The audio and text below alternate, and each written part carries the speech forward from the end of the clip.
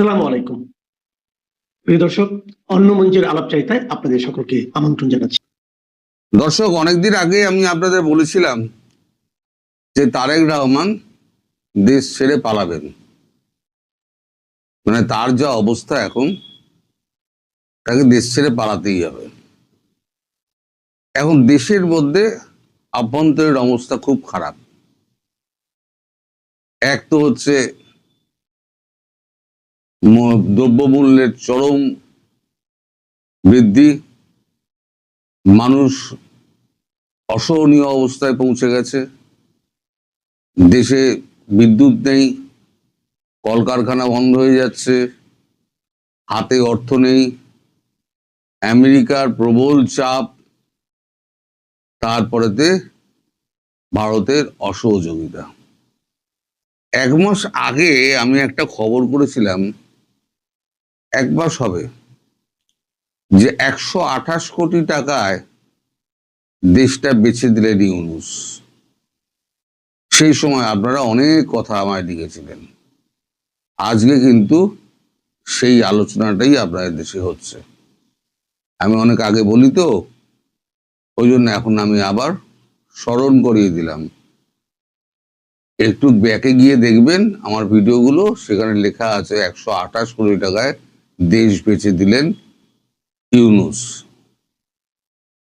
তো এই যে গোলামি চুক্তি, আমেরিকার প্রচন্ড চাপ মাল নেওয়ার জন্য, এদিকে হাতে পয়সা নেই, ভারতের চূড়ান্ত অসহযোগিতা, তারপর হচ্ছে দেশের মধ্যে সেনাবাহিনীর মধ্যে ঢুকে গেছে সন্ত্রাসবাদ। বিভিন্ন জায়গায় সেনাবাহিনীর লোকজন কেউ পালিয়েছে, কেউ গা ঢাকা দিয়েছে, কেউ অ্যারেস্ট হয়েছে।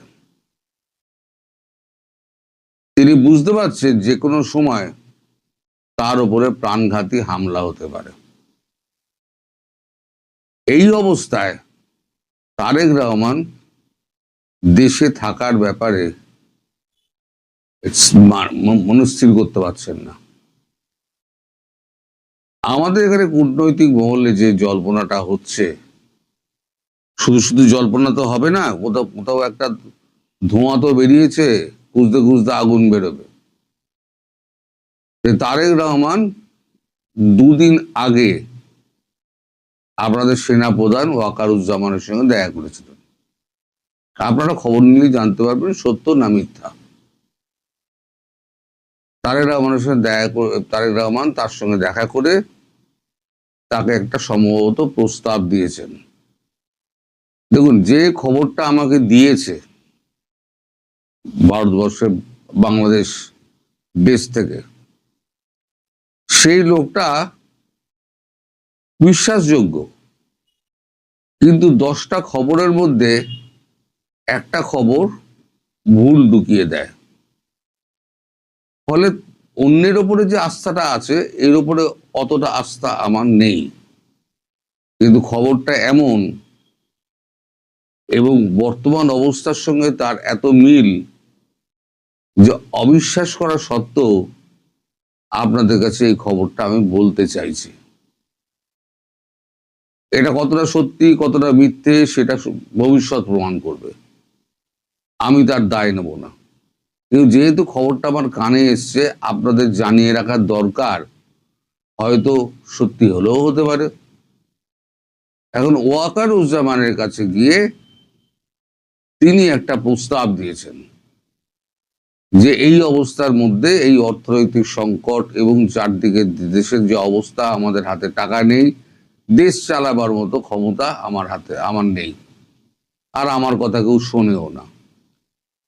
সেক্ষেত্রে আমি আপনার পরামর্শ চাই। আপনি একটা নিরপেক্ষ সরকার গঠন করুন, মানে ওই আপনাদের কি বলে না, তদারকি সরকার টাইপের একটা ব্যবস্থা করুন। আমি তার হাতে ক্ষমতা দিয়ে আমি চলে যেতে চাই, এবং সেটা যত শীঘ্র সম্ভব। তবে তার 4-5টি শর্ত আছে। শর্তগুলো কি? এক নম্বর শর্ত হচ্ছে তাকে এবং তার মন্ত্রিসভার কিছু মানুষকে সেফ প্যাসেজ দিতে হবে। নাম্বার 2, তার এখানে যে সম্পত্তি রয়েছে সেই সম্পত্তি অক্ষত অবস্থায় থাকবে। তার বিরুদ্ধে 3 নম্বর, তার বিরুদ্ধে যে সমস্ত মামলা আছে সেই সমস্ত মামলাগুলোকে অফিসিয়ালি প্রত্যাহার করতে হবে এবং নিশ্চিত করতে হবে পরবর্তীকালে এই মামলায় তিনি আর, তার বিরুদ্ধে আর কোনো মামলা এই ধরনের করা যাবে না। এইরকম গোটা 4-5 শর্তবর্ত উনি দিয়েছেন। ওয়াকারুজ্জামান সব শুনেছেন। অন্তর্বর্তী সরকার একটা গঠন করুন আপনি, তার হাতে ক্ষমতা দিয়ে আমি চলে যাব।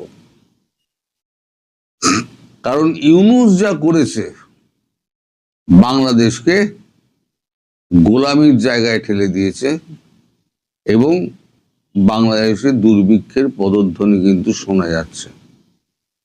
একটা পয়সা নেই, কিন্তু সব ব্যাংক থেকে ধার করে দেশ চালানো হচ্ছে। এই যে ব্যাংকের থেকে ধার হচ্ছে এবং মুদ্রা ছাপানো হচ্ছে, তাতে দেশের অর্থনীতি তো 12টা বেড়ে যাবে। অর্থনীতিবিদরা বলতে পারবেন যে দেশে সোনার উপরে নির্ভর করে টাকা ছাপানো হয়, তার হাতে মজুদ কত সোনা আছে তার উপরে নির্ভর করে টাকা ছাপানো হয়।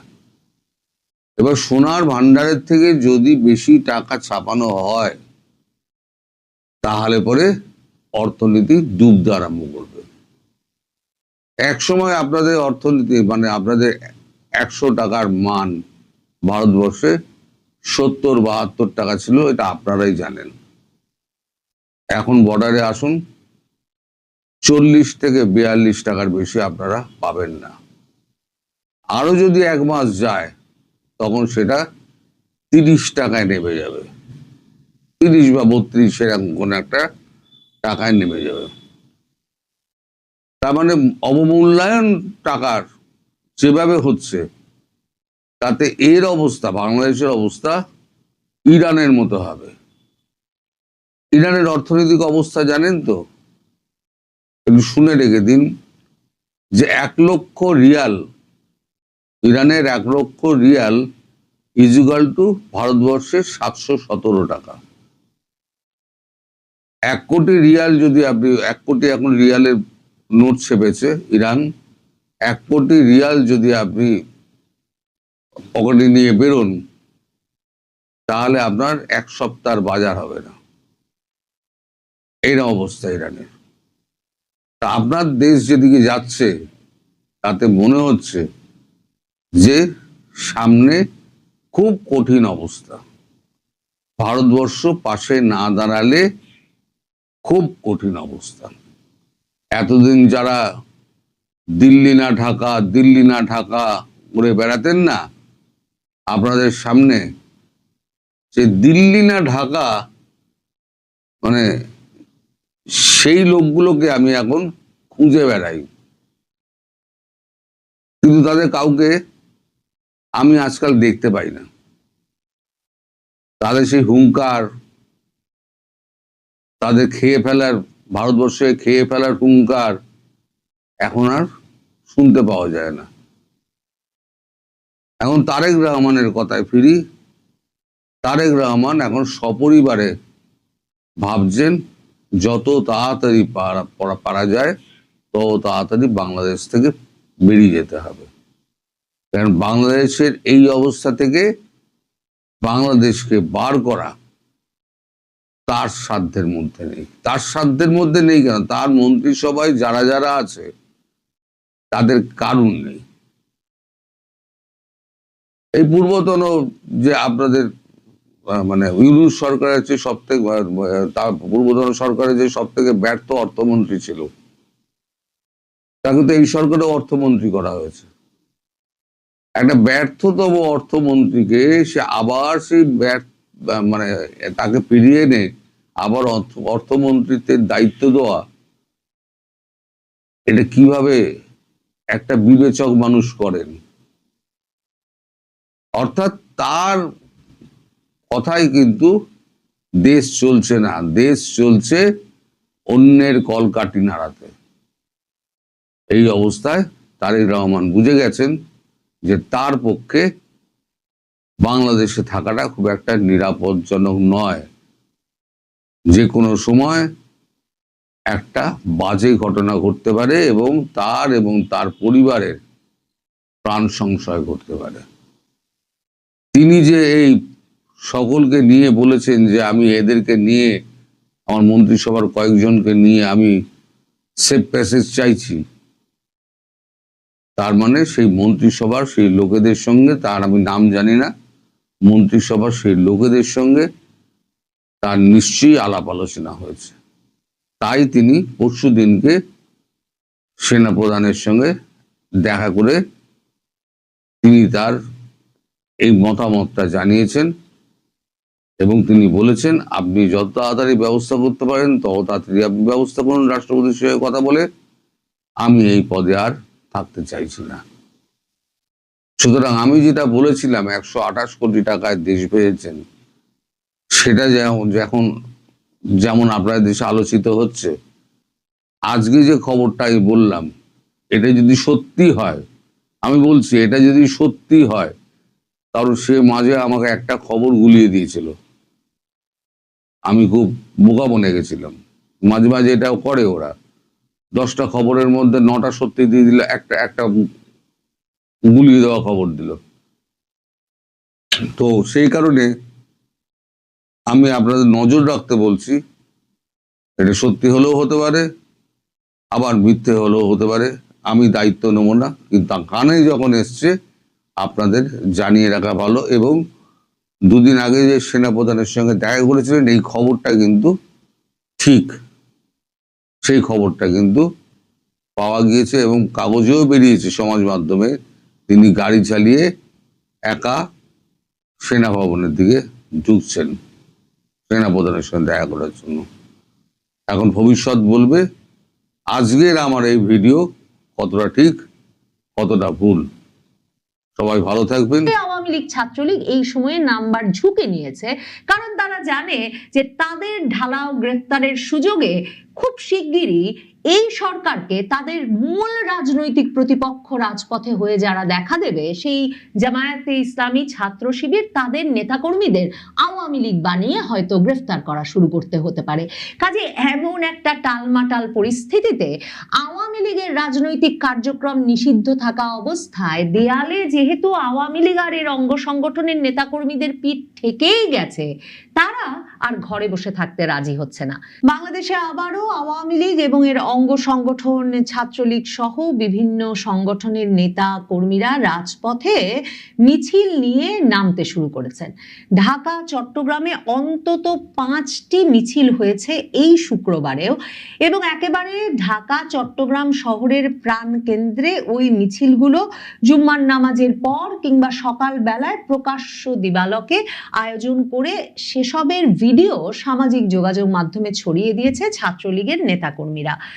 এই মিছিলগুলো যে আবারও এপ্রিল মাসের শুরু থেকেই বারবার বিভিন্ন শহরে মিছিল হচ্ছে, সেসবের ভিডিও ছড়িয়ে পড়ছে, সেসব মিছিলের খবর বের হওয়া শুরু হয়েছে, সেটাতে এটা পরিষ্কার যে প্রায় 6 মাস একরকমের বিরতির পর, বড়সড় ধরনের কোনো রাজনৈতিক মিছিল থেকে বা সংগঠিত হওয়া থেকে বিরত থাকার পর আওয়ামী লীগের নেতাকর্মীরা আবারও প্রস্তুত হয়েছে রাজপথে নামতে। এবং 12ই ফেব্রুয়ারির নির্বাচনের পর, একটা নির্বাচিত সরকার আসবার পর যে আবারও তারা রাজপথে নেমে পরখ করে দেখতে চেয়েছিল দেশের রাজনৈতিক পরিস্থিতি এবং মিছিল করলে কি প্রতিক্রিয়া হয় নবনির্বাচিত বিএনপি সরকারের তরফ থেকে, সেই বিষয়গুলো করতে এখন আওয়ামী লীগ প্রস্তুত। আওয়ামী লীগ মিছিল বের করছে নিয়মিতভাবে, এবং যেটা গুরুত্ব গুরুত্বপূর্ণ তথ্য এবং বিবেচ্য বিষয় সেটা হচ্ছে তারেক রহমান সরকারও গ্রেফতার করা শুরু করেছে এবং তার পুলিশ রীতিমতো অভিযান চালিয়ে মিছিলে কারা কারা যোগ দিয়েছেন সে বিষয়ে খোঁজ খবর করে অভিযান পরিচালনা করছেন এবং গ্রেফতারকৃতদের তালিকা জানাচ্ছেন সংবাদ মাধ্যমকে। এখন আওয়ামী লীগ এরপর কি করবে, আর বিএনপি কে আসলে মিছিল কারা করেছে এই বিষয়ে পুলিশের অভিযান চালিয়ে চালিয়ে আওয়ামী লীগের মিছিল ঠেকিয়ে রাখতে পারবে? যদি ঠেকিয়ে রাখাই যায় তাহলে আওয়ামী লীগ এ সময় মিছিল করছে কেন? এই বিষয়গুলো এ সময়টায় এসে বিশ্লেষণ করা জরুরি, কারণ আওয়ামী লীগ নভেম্বর মাসের দিক থেকে 2025-এ যখন তারা একরকমের ঝটিকা মিছিল সারা বাংলাদেশে ঘটছে, ঢাকা শহরের প্রাণ কেন্দ্রে এমনকি এনসিপির অফিসের নিচে জড়ো হয়ে তারা মিছিল নিয়ে ইন্টারকন্টিনেন্টাল অভিমুখে চলে যাচ্ছে, এনসিপির অফিসের নিচে বাংলা মোটরে দাঁড়িয়ে স্লোগান দিচ্ছে, সংসদ ভবন ফার্মগেট এলাকায় মিছিল করছে, এমন একটা পরিস্থিতি যখন ছিল, কিংবা ঢাকা শহরের বুকে নানা দিক থেকে মিছিল এসে এক জায়গায় জড়ো করে এক সময় নাকি তারা 1 লাখ লোকের সমাবেশ ঘটিয়ে ফেলবে, এই নিয়ে যখন বাংলাদেশের পুলিশ, আইন শৃঙ্খলা রক্ষাকারী বাহিনী, ইউনূস সরকার, এমনকি বিভিন্ন সংবাদপত্রের ব্যাপক জল্পনা কল্পনা ছিল, তখন নভেম্বরের দিক থেকে আওয়ামী লীগকে একরকমের ঝিমিয়ে পড়তে দেখা যায়। একদিকে আওয়ামী লীগের সূত্রে জানা যায় যে এই কৌশলের একটা কারণ ছিল যে অন্তর্বর্তীকালীন সরকার নির্বাচনের আগে একটা বড় ধরনের একটা আঘাত হানতে চায় আওয়ামী লীগের শক্তির ওপরে, সেটা মাথায় রেখে আওয়ামী লীগ এ সময়টায় যেমন রাজপথে নামার কথা ভাবছিল না, কারণ নির্বাচন হবে ফেব্রুয়ারি মাসে, সেটা ততক্ষণে নির্ধারিত ছিল, কাজেই তারা নির্বাচিত সরকারের জন্য অপেক্ষা করার সিদ্ধান্ত নিয়েছিল। তেমনি নির্বাচনের আগে আওয়ামী লীগ এমন কোনো রাজপথে আন্দোলন কিংবা এমন কোনো অস্থিরতা তৈরি করতে চাইছিল না যেটার সুবাদে বা যেটার ছুতোনাতায় ইউনূস সরকার নির্বাচনটাকে কোনোভাবে একরকমের ডিস্টার্ব করতে পারে বা অনিশ্চিত পর্যায়ে নিয়ে যেতে পারে। আওয়ামী লীগ সভানেত্রী শেখ হাসিনার নির্বাচনের পর থেকেই তার দলীয় নেতাকর্মীদের উদ্দেশ্যে একমাত্র নির্দেশনা ছিল সর্বত্র দফতরগুলো যেমন খুলতে হবে, আওয়ামী লীগের কার্যালয়গুলো যেমন খুলতে হবে, তেমনি রাজপথে নেমে আসতে হবে, যাতে খুব শিগগিরই যেসব স্থানীয় নির্বাচন এবং পেশাজীবী সংগঠনের নির্বাচন অনুষ্ঠিত হবে সেগুলোতে আওয়ামী লীগ নিজ নামে বা অন্য কোনো সামাজিক সাংস্কৃতিক সংগঠনের নামে যুক্ত হওয়ার, যোগ দেওয়ার, অংশগ্রহণের বিষয়টি নিশ্চিত করতে পারে। এবং তারপরে সারা দেশে নির্বাচনের পরপরই দেখা যায় বিভিন্ন জায়গায় আওয়ামী লীগের রাজনৈতিক কার্যালয়গুলো খুলে ব্যানার নিয়ে দাঁড়িয়ে যান আওয়ামী লীগের নেতাকর্মীরা, বিভিন্ন জায়গায় শেখ হাসিনা বঙ্গবন্ধুর ছবিতে ফুল দিয়ে তার পাশে তারা ছবি তোলেন। এরপরে আবার ওই কার্যালয়গুলো অনেক ক্ষেত্রে বন্ধ হয়েছে, আবারও ওই কার্যালয়গুলো অনেক ক্ষেত্রে ভাঙচুর হয়েছে, আগুন দেওয়া হয়েছে। কিন্তু আওয়ামী লীগ যেন পরখ করে দেখতে চাইছিল যে নতুন সরকার, বিএনপি সরকার ক্ষমতায় আসবার পর গ্রেফতার অভিযান শুরু হয় কিনা। 7ই মার্চ থেকেই বোঝা যাওয়া শুরু হয়েছে যে বিএনপি আসলে গ্রেফতার করবে, কারণ বঙ্গবন্ধুর বাড়ির দিকে ধানমন্ডি 32 নম্বরে ফুল দিতে যাওয়ার সময় সাধারণ নারী পুরুষের একটা ছোট দলকেও গ্রেফতার করে 4 জনকে সন্ত্রাস বিরোধী মামলায় মামলা দেয় বিএনপি। 7ই মার্চের ভাষণ বাজানোর অপরাধে ঢাকা বিশ্ববিদ্যালয়ের শিক্ষার্থীদের বিরুদ্ধে সন্ত্রাস বিরোধী আইনে মামলা হয়। কাজেই বোঝা যাওয়া শুরু হয়েছিল যে বিএনপি যে প্রতিশ্রুতি আওয়ামী লীগকে দিয়ে এসেছে বা যে প্রতিশ্রুতি এমনকি ভারত, মার্কিন যুক্তরাষ্ট্র সহ শক্তিমান রাজনৈতিক প্রভাব বিস্তারকারী দেশগুলোকে দিয়ে ক্ষমতায় এসেছে, যে তারা একটা অন্তর্ভুক্তিমূলক রাজনৈতিক পরিবেশ সৃষ্টি করবে, সে পথে বিএনপি হাঁটবে না। আর তারপর তো বিএনপি রীতিমতো আওয়ামী লীগের রাজনৈতিক কার্যক্রম নিষিদ্ধ রেখে এখন আইন পাশ করে ফেলেছে। কিন্তু আওয়ামী লীগ পিছু হটছে না, তার প্রমাণ চট্টগ্রামে, ঢাকায় একেবারে দিনে দুপুরে রাজপথে মিছিল নিয়ে বের হয় এবং সেসবের ভিডিও প্রকাশ করা। ছবি দেখলে, ভিডিও দেখলে সবচেয়ে গুরুত্বপূর্ণ, তাৎপর্যপূর্ণ বিষয় হিসেবে যেটা লক্ষ্য করবেন সেটা হচ্ছে কারো মুখ মাস্ক দিয়ে ঢাকা নাই, সকলে প্রকাশ্যে মিছিল করছেন। কোন নেতা এই মিছিলের আয়োজন করেছেন, অনেক ক্ষেত্রেই ব্যানারে সেই স্থানীয় নেতার নাম পরিচয় লেখা আছে এবং মিছিলে যারা যোগ দিচ্ছেন তারা যেমন নিজেদেরকে ঢেকে রাখছেন না, চট্টগ্রামে বিশেষ করে পুরো এপ্রিল মাস জুড়েই দেখা যাচ্ছে তারা এক রকমের লাল টুপি পরে মিছিল করছেন, এবং এই লাল টুপি নাকি তারা পরছেন চট্টগ্রামের সাবেক মেয়র 1975 সালে বঙ্গবন্ধু হত্যার পর আওয়ামী লীগের রাজনীতি ফিরিয়ে আনতে বাংলাদেশে যেই বঙ্গবন্ধু ভক্ত কর্মীরা সবচেয়ে গুরুত্বপূর্ণ ভূমিকা পালন করেছিলেন তাদের একজন এবিএম মহিউদ্দিন চৌধুরী, সেই চট্টগ্রামের সাবেক মেয়র এবিএম মহিউদ্দিন চৌধুরীর সমর্থকেরা নাকি চট্টগ্রামে ঐতিহ্যগতভাবে একটা দীর্ঘ সময় লাল টুপি পরে মিছিল করতেন। কাজেই এই যে চট্টগ্রাম জুড়ে এখন লাল টুপি পরে মুখ খোলা রেখে কোনো মাস্ক পরিধান না করে আওয়ামী লীগ ছাত্রলীগের নেতা কর্মীরা ব্যানার ধরে নেমে আসছেন, এবং এপ্রিলে ঘন ঘনই এসব মিছিলের খবর পাওয়া যাচ্ছে। শুক্রবার দিন শুধুমাত্র এই গত শুক্রবারে ঢাকা ও চট্টগ্রামের 5 এলাকায় নিষিদ্ধ ছাত্রলীগের মিছিল হয়েছে বলে খবর বেরিয়েছে, এবং সেখানে দেখা যাচ্ছে যে এই 2 মহানগরীতে ছাত্রলীগের এই মিছিলগুলো অল্প সময়ের হয়েছে, ঝটিকা মিছিল হয়েছে, কিন্তু সেসব মিছিলের ভিডিও করা হয়েছে, সামাজিক যোগাযোগ মাধ্যমে ছড়িয়ে দেওয়া হয়েছে। সেসব মিছিল থেকে ছাত্রলীগের উপর থেকে নিষেধাজ্ঞা প্রত্যাহার সহ বিভিন্ন স্লোগান দেওয়া হয়েছে। ঢাকায় খোদ রাজধানীতে জাতীয় সংসদ ভবনের সামনে মিছিল করেছে, কাকরাইল মোড়ে মিছিল হয়েছে। এই দুটো মিছিলের ভিডিওই ফেসবুকে প্রচার হতে দেখা গেছে, এবং দুটো মিছিলই জুম্মার নামাজের পরে হয়েছে। তার মানে শহর বিরান নয়, শহরে তখন নামাজ পড়ে সাধারণ মানুষ বাড়ি ফিরছেন, বিভিন্ন গন্তব্যে যাচ্ছেন, এবং এমন একটা সময়ে একেবারে প্রকাশ্য দিবালোকে সংসদ ভবনের সামনে কাকরাইল মোড়ের মতো জনবহুল জায়গায় ছাত্রলীগ কিন্তু মিছিল করেছে। চট্টগ্রাম নগরীতেও সেই শুক্রবারে 3টি মিছিল করেছে নিষিদ্ধ ছাত্রলীগ। ভিডিওতে যেরকম দেখা গেছে তাতে নগরের জিসি মোড়, অত্যন্ত জনবহুল ব্যস্ত বাণিজ্যিক এলাকা, সেই নগরের জিসি মোড়, 2 নম্বর গেট এবং সিআরবি এলাকায় মহানগর ছাত্রলীগ এবং এমইএস কলেজ ছাত্রলীগের ব্যানারে বিক্ষোভ মিছিল হয়েছে। এই যে আমি বলছিলাম যে ব্যানারে খুবই বিস্তারিত লেখা থাকছে, এবং ব্যানারটা পরিষ্কারভাবে ছবিতে ভিডিওতে দেখা যাচ্ছে মিছিলে অংশগ্রহণকারীদের চেহারার মতোই। এর মধ্যে জিসি এলাকার যে মিছিলটা সেটা শুক্রবার সকালে হয়, আর লালখান বাজার এবং সিআরবি এলাকার মিছিল দুটো চট্টগ্রামেও জুম্মার নামাজের পরে হয়েছে বলে দাবি করা হয়েছে ফেসবুক পেজগুলো। জিএসি এলাকা থেকে শুরু হওয়া মিছিলটি গোলপাহাড় মোড়ের দিকে যেতে দেখা যায়। এমইএস কলেজ ছাত্রলীগের ব্যানারে যে মিছিলটি হয় তারা তখন আওয়ামী লীগের সমর্থনে নানা রকম স্লোগান দিতে থাকেন, আর সিআরবি এলাকা থেকে শুরু হওয়া মিছিলটি নগরের টাইগার পাস এলাকার দিকে যায়, সেখানেও শেখ হাসিনার সমর্থনে স্লোগান দেওয়া হয়। লাল টুপি পরে 2 নম্বর গেট এলাকায়ও একটি মিছিল হয়েছে বলে ভোরের কাগজ খবর দিচ্ছে।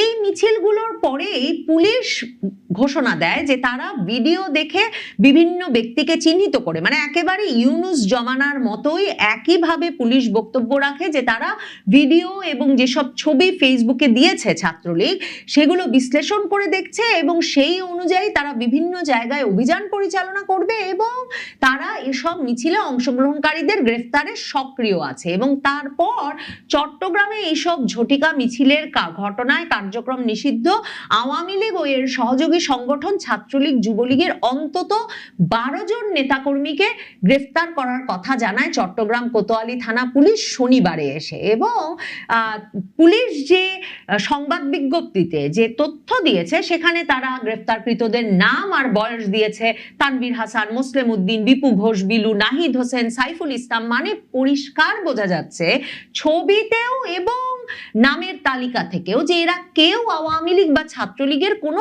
পদধারী ব্যক্তিবর্গ নন।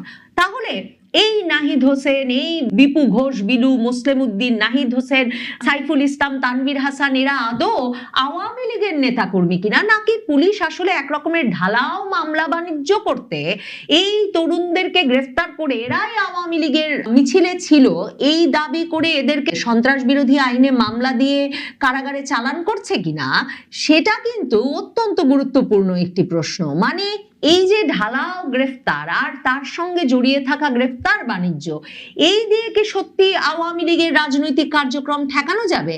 দেখেন, আওয়ামী লীগ এই সময়ে এসে আবারও এই সাহসটা করলো কেন? অত্যন্ত তাৎপর্যপূর্ণ যে আওয়ামী লীগের নেতা কর্মীরা যেমন সংগঠিত হতে উৎসাহিত বোধ করছেন, আওয়ামী লীগ সভানেত্রী শেখ হাসিনা যেমন ভাবে প্রত্যেকটি সংসদীয় এলাকার নেতৃবৃন্দের সঙ্গে আলাপ করছেন বিভিন্ন এলাকায়, সংসদীয় এলাকা ধরে ধরে, তেমনি একেবারে নেতাদের খোঁজ তত্ত্বাবধানে মিছিলগুলো অনুষ্ঠিত হচ্ছে, নেতাদের নামও অনেক ক্ষেত্রে লেখা থাকছে। তার মানে আওয়ামী লীগের নেতা কর্মীরা মাঠে নামতে পিছপা হচ্ছেন না, এমনকি নির্বাচিত সরকার এসে তাদেরকে সন্ত্রাস বিরোধী আইনের আওতায় রাজনৈতিক কার্যক্রম নিষিদ্ধ রেখে আইন পাশ করার পরেও আওয়ামী লীগ একই কৌশলে এগোচ্ছে।